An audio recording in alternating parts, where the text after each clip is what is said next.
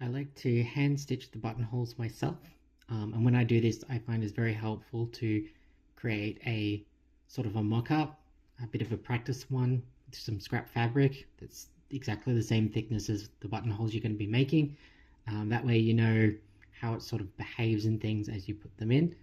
Um, when I do my buttonholes, I do them in 3 different layers, and I'll take you through these 3 layers now.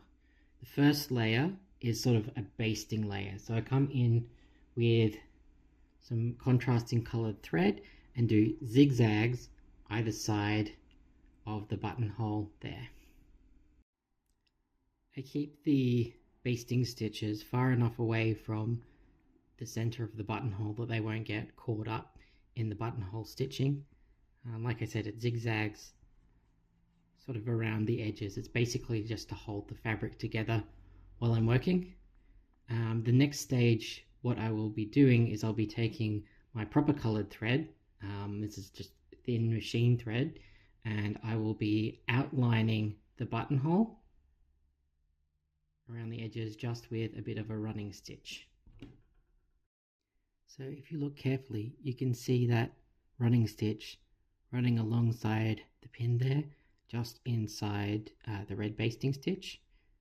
The next step is cutting along that pin. I can take the pins out because I've got the blue sort of marking out the outline of the buttonhole there.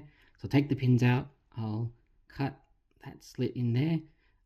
I just use scissors. People use like chisels and things like that, but scissors works fine as long as you're careful. Sometimes I use clips just to clip the edges and make sure I'm not cutting through the threads on the ends.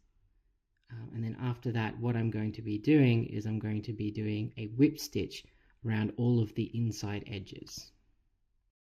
So I've whip stitched all the way down one side of the cut buttonhole. When I get to the ends here, I want to do a bit of a tack. So this will be running over and through 3 or 4 times just to make sure that the gap doesn't widen any further.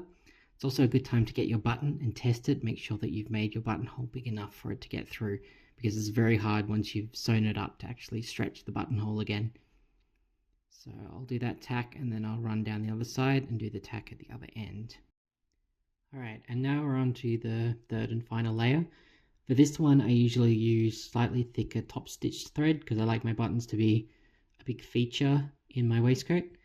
So what we're going to do is we're going to get the thick thread and we're going to run from corner to corner, and then a big stretch right across here to that corner, and then a big stretch back. So we've got a line of thread that is just running alongside each side of the buttons, sitting above these sort of whip stitches, and the same on the other side. So we'll go around twice so that we've got a thick bit of thread running both sides on either side.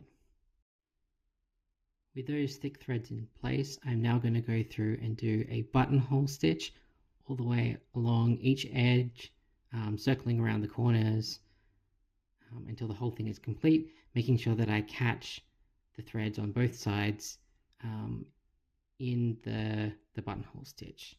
Now, buttonhole stitch, let's see if I can do this on camera. What I want to do is I want to go down through the hole and then up through the fabric, making sure that I'm catching the edge in there.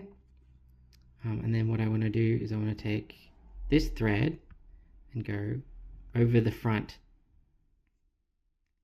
of the needle.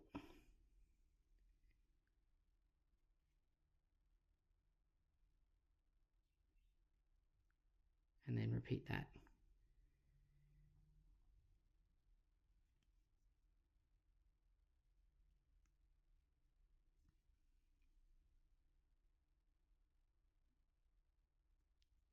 It should make little jagged stitches all the way along the edge. And I want to make them quite close together so they end up sort of building up a bit of a thickness around this edge. This last layer can be a little bit tedious, but if you get your stitches even and close together, it can result in quite a spectacular looking button.